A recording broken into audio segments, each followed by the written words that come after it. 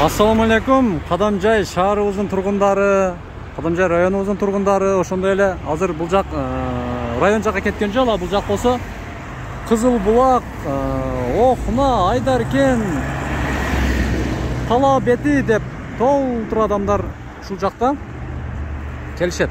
Сиздерге өтө сонун жаңылык. Бул чыгарылышыбызга эч кандай бир рекламаларды аралаштырбай, рекламаларды тыгылыштырбай азыр колдон келиши сиздерге жаңылык көргөзүп кетебиз. Өзүң жуу мойсам деп бул жерде сүлүктү көмүрү деп коет. Муну караңыздар. Ушул жер баягы айлананы көрдүңүздөр. Мурда Союз убагында комбинаттын стоянкасы деп коет бул жердечи.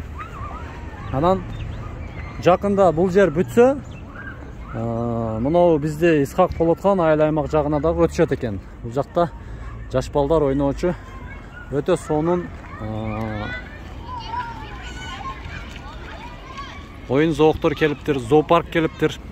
Аз мынын ичиге кирип туруп биз балдарыңыздар ойнойт достор. Анан кийин бүт баягы кинолордо көргөн жаныбарларды, арыстан, айыл, мынтип сүрөттөөлөрдүн бардыгы бар экен. Ассаламу алейкум. Жакшысыздар? Балдарды алып келдиңиздер? Жакшы. Өзүңөр эм кирдиңиздерби? Жакшы. Сиздерге дагы бир сонун срочный жарнама.